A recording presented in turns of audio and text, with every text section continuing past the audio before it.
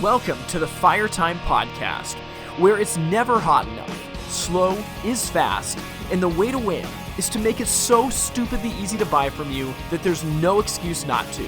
I'm your host, Tim Reed. And as always, I'm so excited to be here today. Thank you for tuning in to the Fire Time Podcast's final episode of Season 2, which is going to be the Q&A episode. Now, I just have to say, I am so excited for this. It's been amazing to get all of your questions sent to me over the last few months, and it's going to be really cool diving in to tackle those. Now, as we jump into this, I just want to mention a couple things really quick here, but you know, the second season of this podcast has been absolutely amazing, and we have hit some huge milestones that I want to shout out. You know, one of them is that thanks to you guys, we are getting thousands and thousands and thousands of downloads, which has just been unreal. I mean, it's super humbling for me to just see the response that this has gotten, and it's actually being downloaded in every state of the U.S. and every province of Canada, which is just amazing. I mean, One of the things when I started out doing this is I wanted to be able to start giving a voice to a new perspective in our industry, and to see it take off like this and to be able to get feedback and questions from you guys and hear how this content is helping to grow your businesses. It's just absolutely insane. It floors me. So tonight, I'm actually sitting here in Kent, Washington. I wasn't going to do this on a little road trip I'm on, but I decided, you know, what the heck, I'm going to bring my gear and we'll just get started knocking out this episode, and I think it's going to be super fun. So today is a Q&A episode, like I mentioned, and first of all, thank you to everybody that sent in questions. I tried to pick the ones that kind of summarize the majority of the questions that I get so that we can jump into it and hopefully cover everything. If there's something that you wanted answered that didn't get addressed here, you're welcome to send me an email outside of this, and I will do my best to get back to you and to try to give you some content for your business as well. But with all that said, we are going to jump into this, and like I said, these questions are from legit businesses that are working just like you to serve customers, to make money, and to figure out how to grow their sales. So I'm excited for how this can help shape your business as well, and hopefully you get some good perspective from it. So jumping into this, number one, we're going to start out with a word from Kyle in Massachusetts. And Kyle's someone that I actually met a couple weeks back in Minneapolis. And Kyle, it was just awesome to meet you and to hear about the cool things that you're doing with your business. But this is a word that he sent me that I think is really good. And he said, I find that moving forward with new technology and keeping in touch with customers is a common theme through your episodes, and it's something I resonate with. I'm currently trying to challenge my company to simplify its procedures by prodding at the because it's just the way we've always done it habits. Effectively, I'm trying to make it so stupidly easy to buy from us that there's no excuse not to. Nice, Kyle. Although I realize that it needs to happen slowly, as a newbie, I see a lot of inefficiencies in the industry and especially in my own company that I'm excited to tackle. And I want to piggyback on this and say that I think that's the right mentality, that when it comes to implementing new processes and procedures, this stuff takes time. And the things that I've been talking about over the course of this podcast have taken me years and years and years to think about, and I'm still on the journey implementing that. So I think it's one of those things, it's very easy when you hear new conversations about things and you get ideas to think that you have to go change everything at once. And I think that you're doing the right thing, Kyle, by attacking that slowly. Now, one reason I wanted to mention this is that idea of the because that's always the way that we've done it mentality is something that I think kills businesses. Now, that's not to say that you should ignore traditional wisdom or that things that have worked in the past don't work now, but I think that to rely on doing things because it's the way you've always done it sets you up to become a dinosaur very quickly and get the rug pulled out from underneath you. So I know I've talked with Grant Falco about this a lot, but anytime I hear because that's the way we've always done it, my instinct is start pushing because there might be something there if you can do things differently. Dave Ramsey is someone that I look up to quite a bit, and one of the core values of their company is we do not have sacred cows because we shoot them. And very often when you say it's the way it's always been done, that becomes a sacred cow that a lot of the time doesn't have justification behind it. So, Kyle, that was an awesome comment, and thanks a ton for writing in. Like I said, it was awesome to meet you in Minneapolis a couple weeks ago. Okay, question number 2 is from my friend Marty Holstrom out of Minneapolis, Minnesota.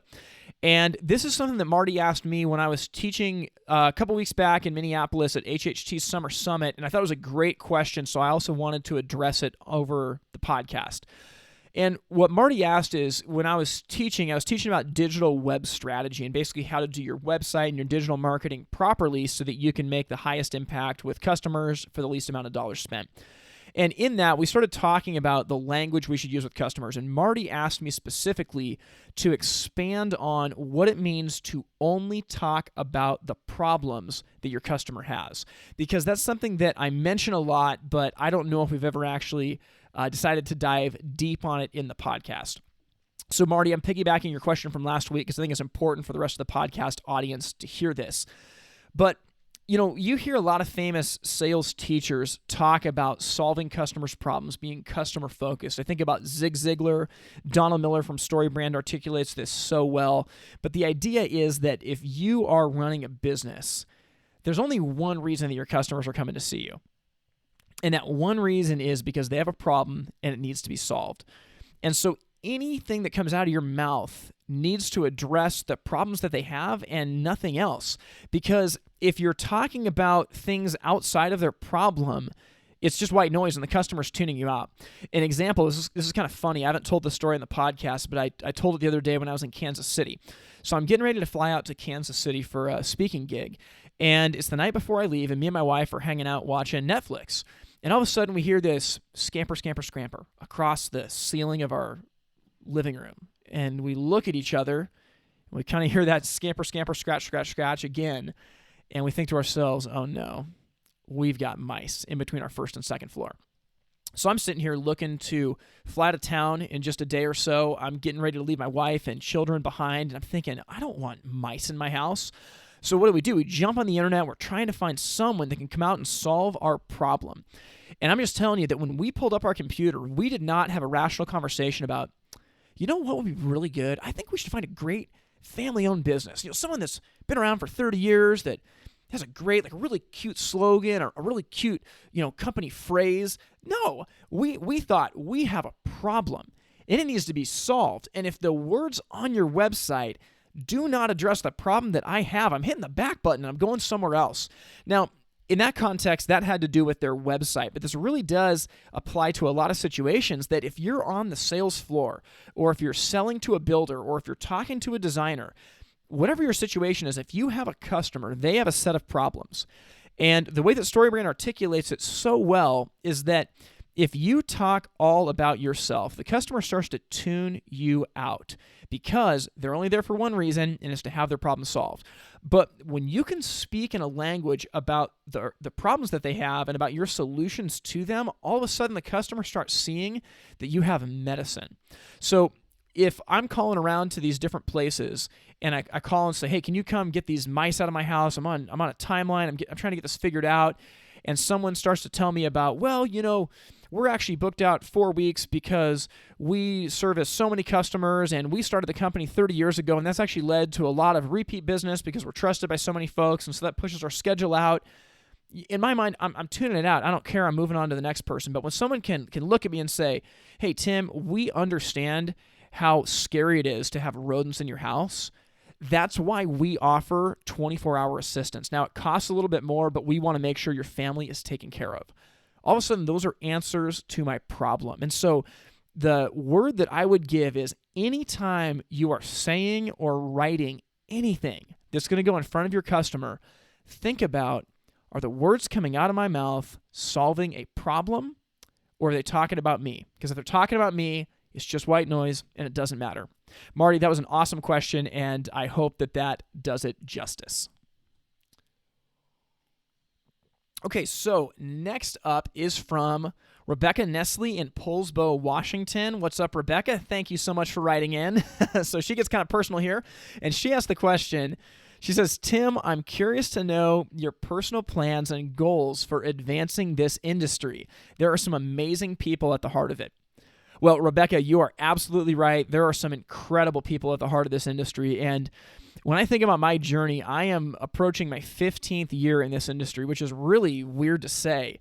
And what I have fallen in love with is, yes, I love the products, I love sales, I love marketing, but I have fallen in love with the people of our industry. And what I'll say is this: there's a lot of irons that I have in the fire right now, and over the next few years, I'm going to have to decide and stay fully unified in just one direction. Right now, I'm fortunate enough that I can kind of dabble in a lot of things, so it's not always going to be that way.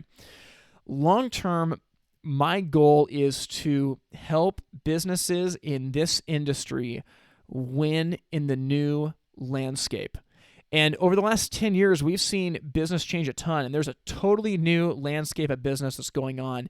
And I'm still figuring out exactly what it looks like, but I want to be somebody that can help manufacturers, distributors, dealers, and customers ultimately work with amazing businesses in our industry so that they can be warm and safe in their house. And I think that there's a way to actually disrupt ourselves in a way that gives power and credibility to amazing mom and pop businesses and local retailers. And so I think that long term, I want to find a way to do that, to help businesses win in the new landscape that is out there. Because the truth of the matter is, if we don't change and if we don't disrupt ourselves, someone else is going to. So it's a really good question, and there's definitely more that I can share with you in the coming months, but that's something that is really on my heart right now. Yeah, really good question, Rebecca. Next up, question number 4. This is from Jared Connors in Fredericton, New Brunswick. You can see how often I say that. Now, I got to give a shout out, number 1, to Jared. We've corresponded a decent amount via email and text, and he's doing some amazing things out there, and I have to say, there's just been a explosion of this podcast in Eastern Canada, and I think it's just incredible. So, Jared, I'm really excited that you wrote in this question. So here's something he said. He asks, I was listening to the podcast about the Google ads, etc., and following up with customers after a quote. How often do you think we should follow up, and should there be a schedule to do that? It's a great question, Jared. So what I would say is this. When it comes to a follow-up, I would defer to what Ray Edwards says. And this didn't come from Ray. It comes from, years and years of the direct mail marketing business. But I think that Ray is an amazing practitioner, and he's the one that I first heard this from. Ray Edwards says that you follow up with a customer until they fly, buy, or die. And I am in full agreement with that. I would follow up until they fly, buy, or die.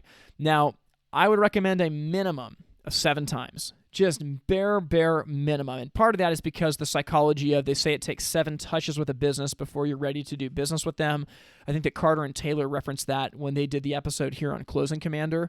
But I would just say at least 7 times, and you should honestly do it until the customer either flies away, dies, drops off the face of the earth, or buys from you or from somebody else. And here's the way that I think about it. I get a lot of pushback sometimes where folks say, no, I don't want to bug my customers. I just want to let them make the decision. And that sounds really good, but it actually doesn't work. And the example I give is, it's like when my dentist tries to get a hold of me. So I'm a really busy guy. I'm traveling a lot. I've got a busy home life, and I got a lot of extracurricular activities like this podcast and other things. So to nail me down for a dentist appointment is really difficult. And what ends up happening is when the dentist calls me and they leave me a voicemail, I almost always screen the call because I'm busy. And then at the end of the day, I'll check the voicemail and I'll delete it and think, oh, yeah, I need to schedule my appointment. Well, the dentist doesn't just leave me to say, oh, well, yeah, Tim, he'll get back to us when he can. No, because it's out of sight, out of mind. I mean, once I delete that voicemail, done. I'm into the next day. I'm moving. I'm working on things. So the dentist calls me back, and I'll screen it again. And then they call me back, and I screen it again. They'll call me and call me and call me. And eventually, the dentist gets a hold of me. And when they do, I don't pick up the phone and scream at them, saying, why on earth are you calling me? I told you to leave me alone. What happens is I pick up the phone and I say, thank you so much for following up with me. I've been busy. I know I need to do this. Let's get it in the books. Your customers are no different. So I would highly encourage you to follow up with them consistently. Be totally gracious. If they tell you, hey, we're still thinking about it, we're not sure, call us back in a month, honor that request. If they tell you to stop emailing them, stop emailing them. But the truth of the matter is that your customer is coming to you, again, because they have a problem. They're trying to make their life better. And if they're trying to make their life better and you have a solution that is going to give them that to make their life better, then it's your duty to follow up with them. Now, it's up to them to make the decision. They can say no, but I really believe you got to follow up again and again and again and again.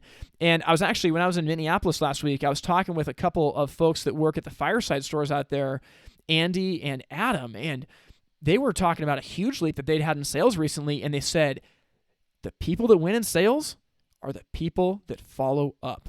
I could not agree more. Now, when you ask about if there should be a schedule to do that, yeah, and I think that this is open-handed. I would recommend following up more frequently as the time is as it's a closer time to when they were in the store, and as that time gets further and further out, then you could make your follow-up a little bit more sparse. You could start out with follow-up every other day for 3 times, and then follow up 3 days later, and then a week later, then 2 weeks later. But one thing that's really good too is ask the customer when you should follow up. I mean, they know why you're calling. If you call them to touch base on something, to let them know a little fact that you didn't talk about in the showroom, and you ask, hey, so are you guys ready to move forward with this? And they say, oh, no, we're still getting our options together. Don't say, oh, okay, thanks, and hang up the phone. Say, hey, I totally understand that. When do you think that you'll have those options ready? And they might say, oh, I don't know, we're going to go shopping next weekend. And you say, okay, perfect. What if I gave you a call on Monday after the weekend's over, and we could take a look at our proposal versus theirs, and you can make the decision that's best for you? If you can be gracious like that and work with your customer on when to follow up becomes a lot easier. And then when you call them back, a lot of the time they're thankful because they forgot about it, and they say, oh yeah, thank you, I appreciate you. I know that we did tell you to call us on Monday. So I hope that that's a good answer for you on follow-up. Yes, I think you should, until they fly by or die, minimum of 7 times, and you should have a schedule, but honestly work with your customer on that. Jared, I hope that answers your question. Thank you again for writing in and from listening all the way from Eastern Canada. Up next here, so this is actually a sweet question from my buddy Corey Dupay, who was our guest from last week. And I just got to say, if you guys haven't listened to that episode, go listen to it. It's called People Buy from People They Like. Corey is amazing. If you want to learn to sell to high-end clientele, he's the guy. So Corey's out of Seattle, and he writes this, and he actually says, Tim, you talk a lot about sales and things like that, but what do you do personally about work-life balance? And that's a really good question, and it's something that I actually want to dive into deeper as we get into later seasons of the podcast, but we haven't talked about it a ton here, and I mean, if you're selling on the level that Corey is, he is selling a ton. I mean, more than most businesses are, and he's doing it by himself. When you're doing that kind of volume, and when you're busy and you got tasks and you're goal-oriented, it's so easy to make your life become your job. You never come up for air, and people lose marriages. They strain their relationships with kids and loved ones and friends, and it can put you in a really bad spot. So I think it's very worthwhile to address this. This is what I think about when it comes to work-life balance. So for me, I've kind of given up on work-life balance. I don't know if it's as simple as having a teeter-totter where I want my work and my life to kind of be the same weight. The way that I look at it is work-life harmony. And I'm a musician, and if you're a musician, you know that harmony is taking 2 different notes and it's overlapping them in a way that makes sense and brings out the best in both of them. And so the way that I look at it is I think hopefully you find something that you like. So for me, I love my day job at Fireside. I love a lot of the extracurricular activities I'm doing with this podcast and with speaking to businesses. I love my family. I love playing basketball. I love reading. There's all these things that I like to do. And so for me, I look for a way to harmonize that. Now, because of this new age of business that we live in, a lot of jobs can be done mobile and remote. Not all of them, but a lot of them can. So for me, what has helped is as I can work remote, that starts to give me bits of flexibility to set aside different times with my family. And so maybe I could wake up early and bust out a couple hours worth of work so that I could get extra time with my family when I'm home, and it's a win-win. So I would look for ways to harmonize that. The reality is, Tim Rethlake talked about this in the episode earlier this season about the 7 habits of highly effective salespeople, is that you're a holistic person. You're the same person at home that you are at work. And if you're neglecting time with your wife and kids for the sake of your job, it's ultimately going to be bad for your business. So I would look for ways to harmonize it.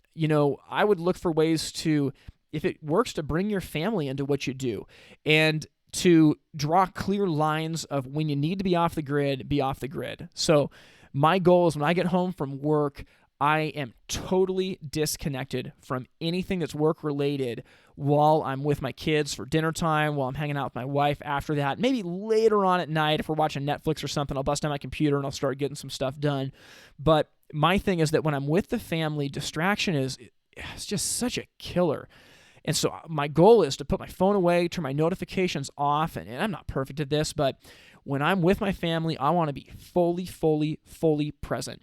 But then there's other areas too where, if I'm on vacation and it's not that big of a deal, like, I don't know, sometimes I'll keep my email with me. I know it's important to disconnect, but there's times where if I'm taking a walk or something, I don't know, it's just not that big of a deal for me to bust out a couple emails and knock that stuff out. So I don't know if that's a definitive answer, but what I would say is the times when you really need to be disconnected and set aside with your family, I would draw hard lines and don't compromise. But the times when you can do both, like if you're just watching Netflix at night, find a way to be flexible and find a way to bring your work into your personal life and vice versa, because we're holistic people. So I know that's something that's worth a lot more thought, and we can kind of dive into that a little bit deeper, but that's my 2 cents. Now, actually, I'm going to back up and say one more thing about this. I would highly recommend when it comes to harmonizing what you do at work versus what you do with your family, and even just for yourself, I would intentionally plan out your months and the time of year for vacations and for getaways and things like that, where you're specifically investing in yourself and the people that you love. So I've actually got a dilemma coming up here. I've got a camping trip that I planned 6 months ago with a group of friends I used to play music with, and we've been wanting to do this for a long time. Now, my schedule's been getting busier and busier and busier with speaking gigs, and I've also got a family to balance. And so right now I'm having to make the decision between, do I go out for this opportunity to speak to a group, or do I go on this camping trip that was really important to me that I planned 6 months ago? And it's something that I'm still working on to see if I can flex dates to do both. But at the end of the day, I got to make a hard decision. And frankly, if you planned it in advance and it's connecting with loved ones and family members, that's what you got to do. So, Corey, I hope that helps give an answer. I know that that's not, like I said, super definitive, but I would focus really hard on work-life harmony. How can you get the best of both worlds from those two notes that are different? That's the way that I think about it. Okay, so this next question comes from Tom Manzadez in Atlanta, Georgia. And Tom, I'm so sorry, I probably just butchered your last name. Tom is someone from the garage door industry, and we've just exchanged some cool emails, and we've talked back and forth about this. And he's got a really good comment here about the resources episode when we talk about the book, The 4 Disciplines of Execution. And here's Tom's question. He says, "You inspired me to buy a copy of 4DX. I love it. It's exactly what our sales team needs to be more effective. My question for you is, when you introduced 4DX to your team, did you do it in-house or did you get outside consulting help? Says easy, does hard, right? If you launched it in-house, any advice for the neophytes?" So, Tom, it's a great question. And for those of you that haven't heard that episode, go back and listen to the one that's all about resources to help you win from earlier this season. I talk about books and podcasts and things that have helped me.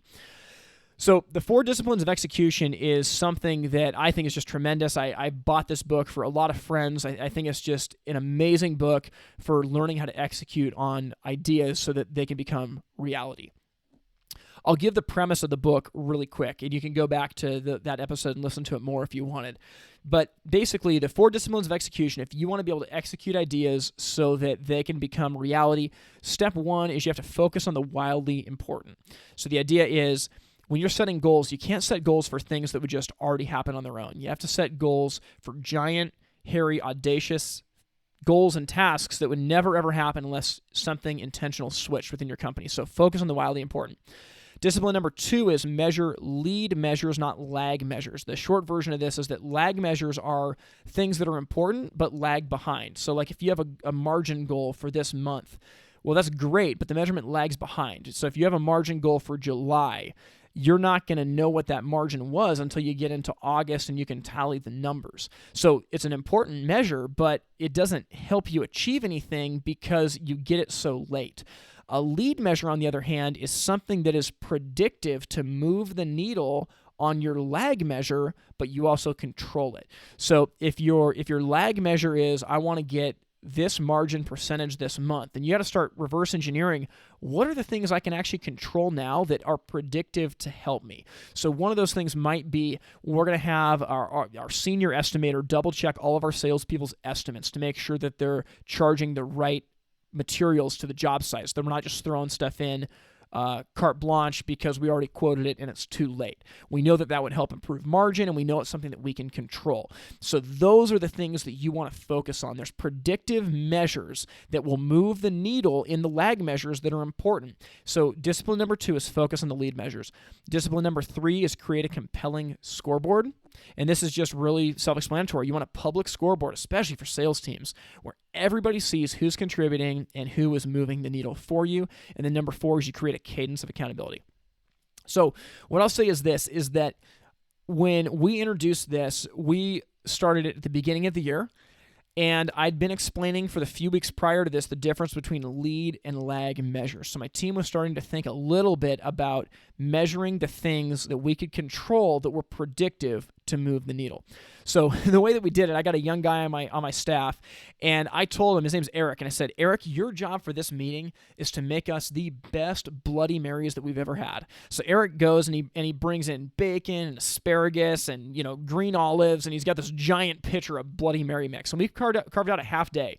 We got pancakes, we got Bloody Marys, we got sausage. We're eating a breakfast, and for 4 hours, we started throwing out lead measures at the board. I mean, a long time. And we ended up covering this whiteboard. We must have had 30 ideas up there of lead measures that would be predictable to move the needle on our big goals. So what we did after that is we said, okay, we got 30 of them here. We're going to pick 2. What we did is then team members had to come up. They had to argue for their ideas. So we instantly started voting some of them off the island. But eventually you get to the point where you got 6 lead measures that are really, really good, but I mean, no one can focus on 6 things. You may as well focus on none. And so we said, no, we're going to pick 2 lead measures. That's it. We're only going to focus on those 2 things. And it took a while, and people had to bring their A game to fight for their ideas, to prove why they would move the needle more than anything else. But we solidified it down to 2 lead measures that we would keep track of.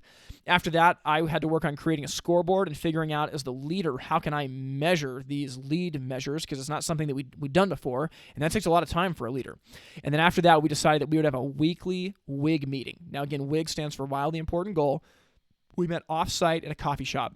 The meeting took 20 minutes. It wasn't long. Bought everybody a cup of coffee.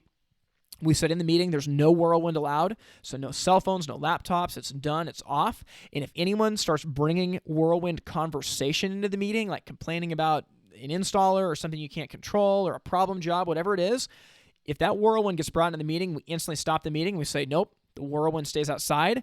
We're here to focus on our goals. So in those WIG meetings, it was really simple. We just talked about what worked last week based on the commitments that we made. Then we'd review our scoreboard to see if the commitments that we made last week actually moved the needle. And then based on that, we committed to new tasks that we would do this week to help increase the productivity of our lead measures. Now, none of this is perfect and it takes time, but that was something that was very successful for us. So we didn't bring in any outside consultants. I think that people want to be a part of a winning team. And if you can outline good lead measures and get your team involved in them, it gets pretty exciting. And so I would just say, I think you can do it yourself. You're welcome to shoot me an email. I'd love to offer you whatever advice I could, but that's a really good question, and it's something that's been very, very helpful for us. Next up here, question number 8. This is from Andrew in Port Angeles, Washington. Andrew's someone that I met a couple months back in Seattle at the NWHPBA conference. Awesome guy that's doing some really cool things out at that store. And he says this, "Hey, Tim, I love your podcasts. I can't thank you enough for taking the time to do them. I have a very young and unseasoned staff. One of the things I struggle with is inspiring my employees to care about the business for more than just a paycheck. Do you think there's something that I can do to help with this?" Andrew, it's an amazing question, and I think that business leaders all over the country are shaking their head and nodding when you ask this question, because this is something that everyone is asking. How can we get employees to care about this business for more than just a paycheck? there's a couple things that I think about. One, I think that you got to show them this is about more than just a paycheck. Now, this might just be, they say it's a millennial thing. I think it's probably true for everybody, but especially for millennials. Millennials generally really want to be a part of something bigger than themselves. I know you mentioned that you've got a young and in some ways unseasoned staff, and I would show them how this is bigger than just them. One of the mantras that we talk about in our team is that we help communities and our family stay warm and safe. That's really what we do. It's bigger than just us. Not only do we help communities in our families in our community stay warm and safe, but we actually help provide jobs for folks that probably wouldn't be able to get paid like this doing other things. Some of our installers and schedulers and so many people in the company rely on the work that the sales team does to help keep them employed. That's a big deal. So I would start thinking about what things that are actually bigger than any of them are they a part of. And that's something that could be really helpful. The other thing, too, that I would say is I would highly recommend paying people like a business owner. And so I would look at, how can you start to show some transparency in the numbers and the dollars and the profit that they're bringing in? You got to be careful with this. But what I found is that when you can start to teach your team members how business works, they start to buy in. And especially if you can put them on a comp plan that pays them more as they perform more or as the company does better, they start to get a little bit more invested. And yes, it is a paycheck, but it starts to become part of their identity as well. Another thing that can be really helpful is the idea of just setting expectations. It goes back to people don't care how much you know until they know how much you care. So I might think about taking your team members out for coffee once a month and just asking, what do you want to get out of life? How can I help you get there?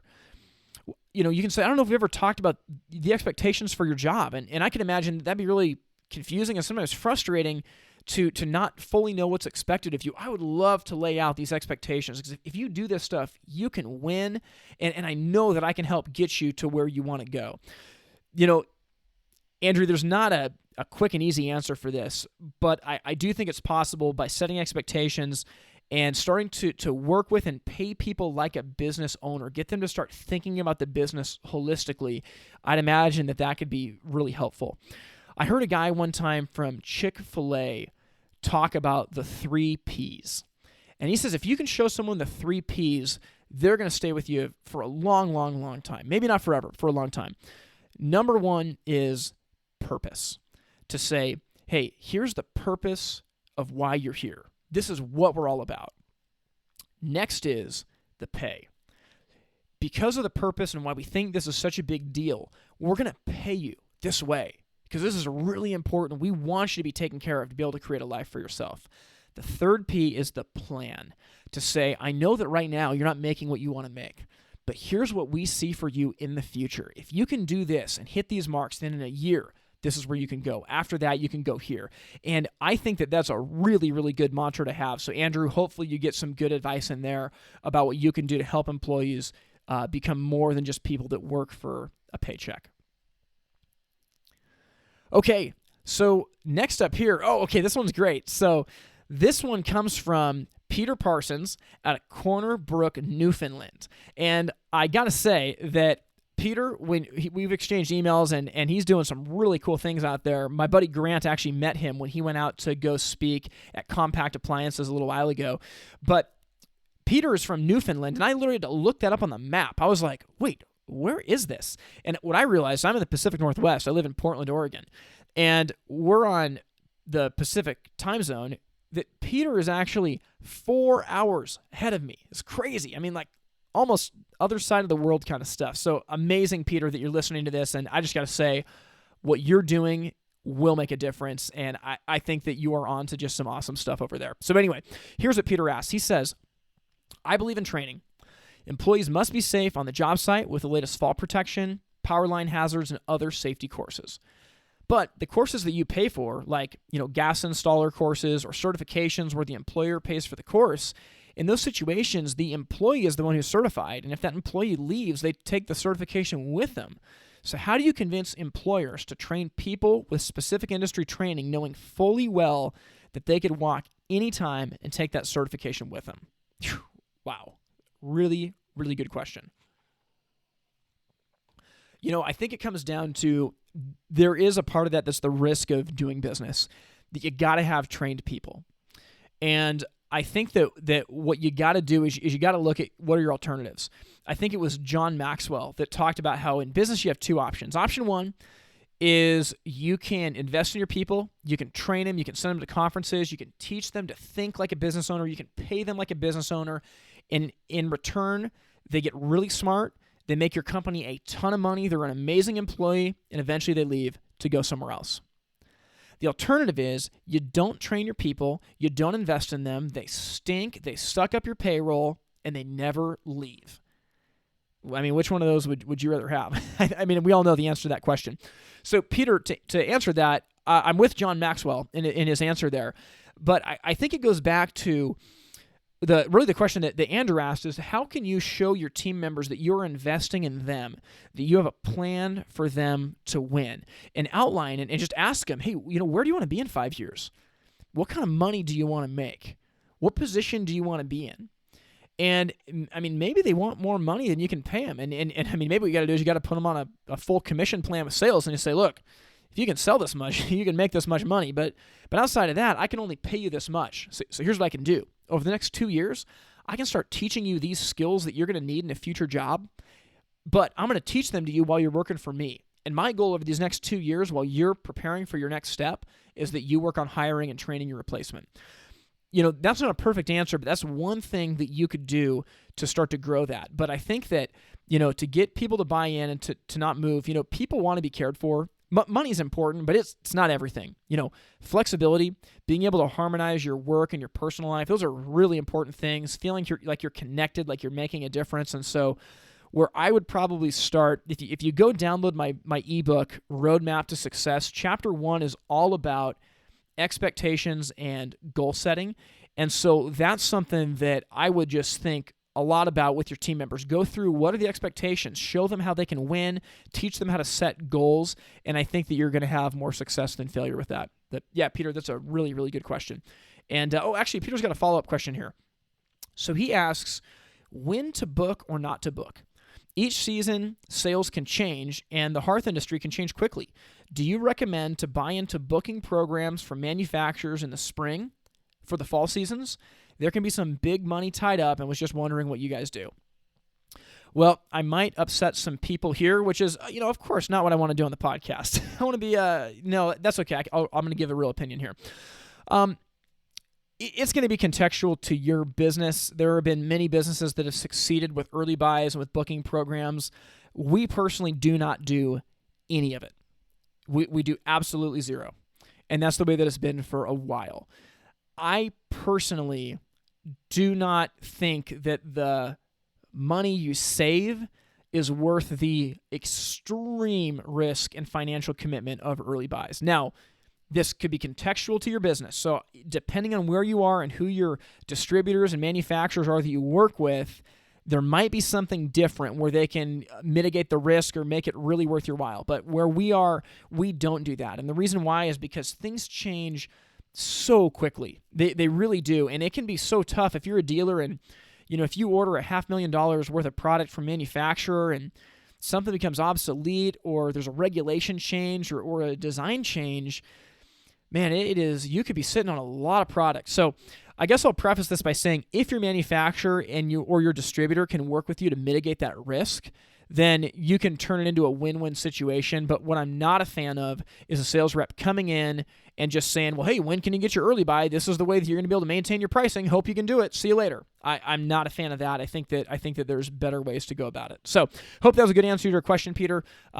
So the answer is contextually, it could work for your business. Personally, we do not do it. There's a lot of risk involved. Instead, what we do is we work with our manufacturers and distributors to forecast. So we talk about, hey, this is what we're going to sell this year based on last year's sales, based on where we're trying to go in the marketplace.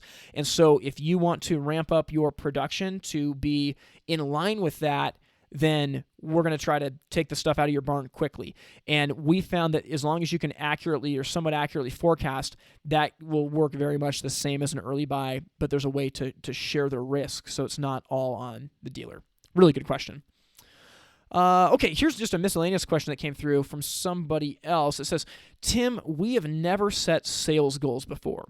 Where's a good place to start to set goals, give employees incentives, etc.? And this is what I would say. So, number one, if you haven't set sales goals, man, what an amazing opportunity. I would say start with yourself. So anytime you're going to do something new, absolutely start with yourself. So I would go back and look at your last 5 years worth of sales and see where you've been. And from there, ask yourself some questions. If you've been growing a bunch, ask, well, have we been growing? What's the reason? Has it just been with the economy? Do we think that the economy is going to slow down? Has a competitor gone out of business? Is there a reason that we've been getting the numbers that we have? So I'd go 5 years back. Then I would just make a prediction based on where you think you're going to be. And it's okay if you're off, but that's going to give you something to aim at. After that, you break it down by months of the year based on just past history, and you're going to have some goals for your overall company. From there, you can extrapolate those to salespeople. Now, another way you can do this is if you track your sales by individual salespeople, but they've never actually done it themselves, it's just been you as the boss, I would have a conversation. Again, this goes back to teaching them how to think like a business owner. I'd pull them into your office and say, hey, I was looking at your numbers for the last couple of years, and this is actually where you've been. And what we want to do for this year, we're going to try something new, but we want to offer you the ability to get paid more as you sell more. And so I'd like to work with you on some goal setting that if you did this the last couple of years, I think that you can actually grow even more than this. And I'd love to show you how we can actually increase your compensation as you go out and hit those goals and work with your team members to set their own goals based on past performance. The way that I do it personally is, if a team member misses a goal for a month, we're not firing them or anything like that. Now, if there's 3 months without hitting a sales goal, we're going to have a conversation and talk about it.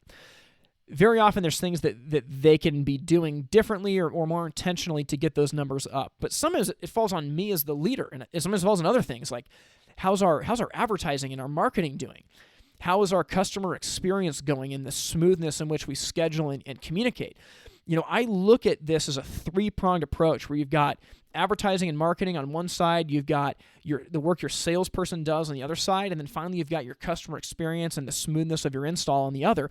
And those have to work together in order to get consistency and growth. But the point is, I would start to share that with your sales team and help work with them to forecast their own goals. And I think you're going to get a ton of success and a lot of buy-in, especially as you show them that their compensation is going to go up as their goals go up. We can dive later on into compensation. Actually, maybe we'll do an episode. I'm going to say at some point in the future, we're going to do an episode on comp plans that work. So stay tuned on that, but I think there's a way to do it. You can take a look at some standard commission models. You could probably even call up your distributors, manufacturers, and say, hey, how do you guys do your comp scales? Can you show us as we're trying to get our salespeople into this? So really good question. Here's one from Christy in Rochester, Minnesota. And I got to say, Christy's running an amazing business out there. And she just asked the question, do you offer an extended warranty to your customers for your products? If so, how do you determine the cost? Well, Christy, this is a great question, and I got to say, no, we do not, but it's something that I've been trying to work on with our service teams, and I want to in the future because I think that this is amazing. A while back, I made a purchase of a new car exclusively because of the extended warranty. I mean, it was something where the used cars that we were looking at were almost as expensive as a new one, and the new one had a warranty that was like 3 times as long. It was crazy. And so we said, yeah, I mean, we're for the little amount of money between them, we're absolutely going to do that. So all that said, I think it's a huge way to separate yourself from the competition. It builds credibility to how good your team is. The way that I would do it is I would just go back and look at your warranty percentages historically and just look at, how many fireplaces do we sell based on category, how many service calls do we have, how much do those service calls and parts cost us. I would just divide that up, and that's going to give you the price. My encouragement would probably be to find a way to roll it into the price of your sale as opposed to sell it additional. Now, again, that's contextual. You can do that however you want. But I know that for me, if you can keep the price in the ballpark as your competition but have the extended warranty, I mean, just speaking as a consumer, I would absolutely buy in that situation. Whereas me, very often I'm skeptical. If I have the option to purchase the extended warranty, I might say, I don't know, I can probably do without it, save a couple bucks. But if it's included and you're in the same ballpark, then, man, I think that that's really, really compelling. Great question. Okay, question number 12. Oh, this is actually from William, who actually works at Christie's company too. William O'Neill asked this question, and he says, Tim, I'm working on a sales process. Christie mentioned you might have a 7-step sales process that has seemed to work for your company. Any chance you can share that with me? Well, William, funny that you ask, because I teased this out a couple episodes ago, but the beginning of season 3 is going to be all about this sales process, all about it. So in the first 7 episodes of season 3, we are going to tackle the 7 steps of my sales process, and we're going to dive deep on it. But in the meantime, I'm going to share what those steps are. And again, you don't have to use these steps. You can create something yourself, but this is something that has been very helpful for me, and it starts to give language to what you do over and over and over, so you can actually give feedback and critique. So here is our 7-step sales process. Step 1, greet the customer. I mean, it's not really rocket science. We know we need to greet the customer. And there's some things that I look for when we go through the greeting. But step 1, you got to greet the customer before you do anything else, and you need to practice that intentionally. Step 2, understand their problem. So this is the part of the sales process that I think should take you longer than anything else, because you have to take time to understand their problem. This language is intentional. It's understanding. I've heard other words to talk about this part of the sales process, and I don't like them because they're very often us-centered, not customer-centered. If I'm trying to understand you, it's so that I can help. So step 2 is all about understand their problem, because until I understand, there's nothing of value that I can give you. So after we understand their problem, we move into step 3, which is advise a solution. And again, this language is intentional because I cannot advise you until I understand what's going on. So now that we understand their problem, we move on to advise the solution. And I think about this just like a financial advisor. Financial advisor is helping you, or whoever it is that wants to save for retirement, plan out steps that are going to make their life significantly better. And what we do is no different than that. So you're advising a solution, and this is the part where you get to talk about your products. You get to talk about your services, your installation, all based on giving the customer a solution to the problem that they have. Now, step 4 in our sales process is make a plan. I mentioned a few episodes ago when I was talking with Dr. J.J. Peterson on a story brand, I straight up ripped this off from him. So go out and pick up a copy of the book, Building a Story Brand. It's going to help you. And they talk about this in a marketing context, but I think in a sales process context, it helps a ton as well. Make a plan. So customers don't know how to do business with you. They don't know if there needs to be a proposal. They don't know if someone needs to come out to the house. They don't know when the install is. They don't know how many trips that takes. They don't know if there's an inspection, framing, electrical. So just make a plan and say, hey, you're here in the showroom. We have this idea for this thing that's going to be an amazing solution to your problem. Here's how it's going to work. Step 1 is we'll write you up for an estimate.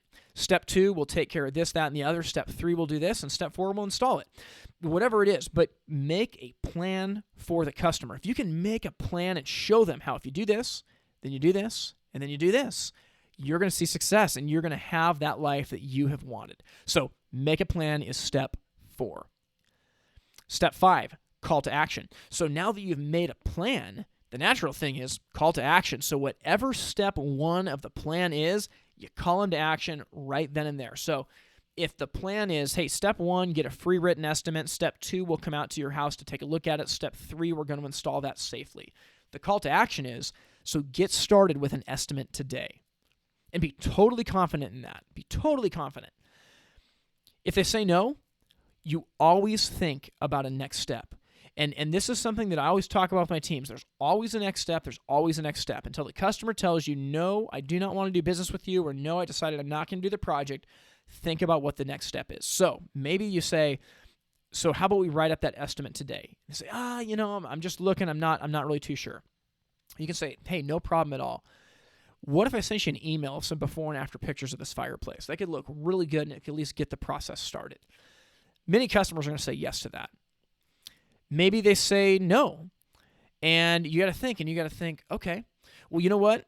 There's been a whole bunch of products that we've looked at today. Let me do this. Let me send you all the brochures, and I can make even a little spreadsheet about what we talked about and the different features and benefits with each one, so that when you're at home, you're not just rooting through a bunch of catalogs that you can't make sense of. You got this spreadsheet to kind of help you figure it out.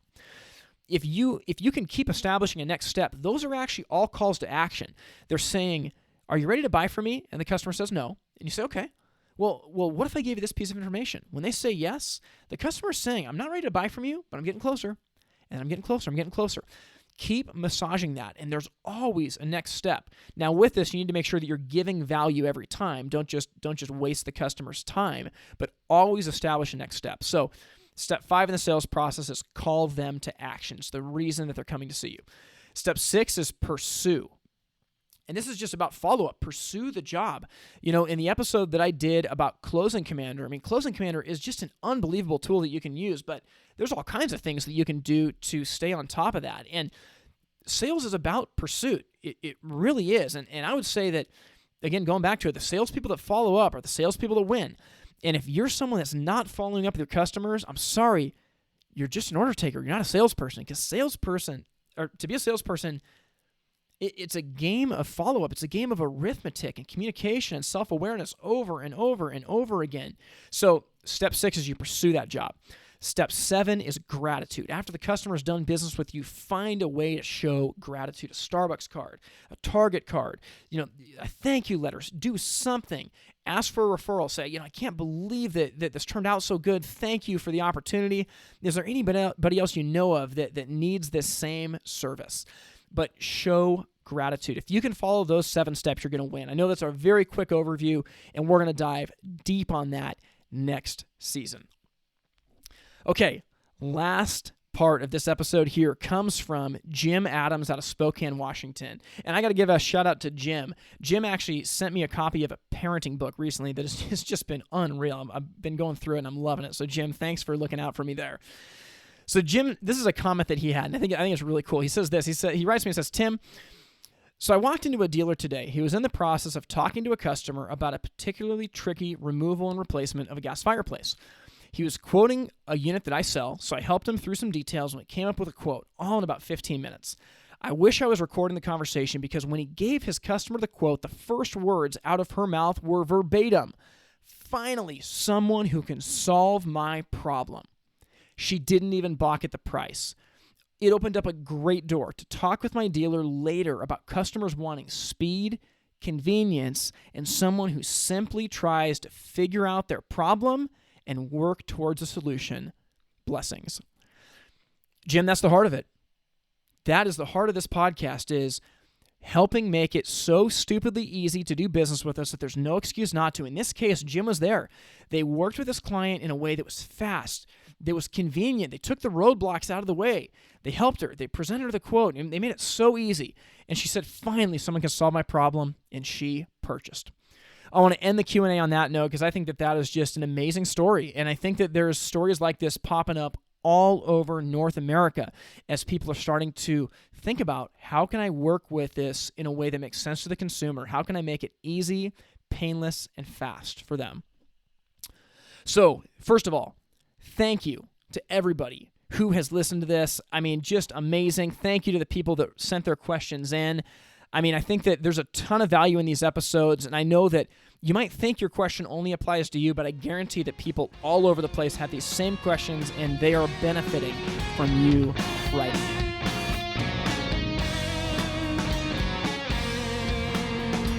So with that in mind, we are going to put a bow on Season 2.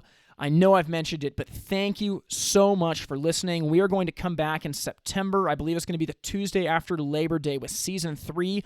We are going to jump right into the 7 steps of the sales process that you need to understand. We're going to dive deep with amazing guests. The second half of Season 3, oh my gosh, it's going to be incredible. I got something up my sleeve to show you guys, and there's going to be a big announcement. If this podcast has been a blessing for you, if you've loved the content and you are benefiting from it, you are going to absolutely love what's in store. But in the meantime, as you go out, I want you to know that what you are doing matters. What you're doing matters. You're supporting loved ones. You're building something bigger than yourself. You're keeping your customers warm and safe. You're helping them make memories in front of an amazing fireplace that's bringing their family together. The work that you're doing now is not in vain. It might feel sometimes like you're on an island. You might feel like you're alone, but I want you to know that you're not alone. If this podcast has showed me anything, There are thousands and thousands of people out there in this industry that know what it's like and that want to be a part of the solution. So with all that in mind, I am so thankful for everyone that's listened to this. I cannot wait to see you in Season 3. Stay tuned. There's going to be a couple bonus episodes that just pop up here throughout the course of the summer. But as always, in the meantime, if you need anything from me, send me an email. My address is tim@itsfiretime.com. That's tim@itsfiretime.com. Thank you so much. Go out and be a blessing. Thank you for listening to the Fire Time Podcast. To learn more, visit the website itsfiretime.com.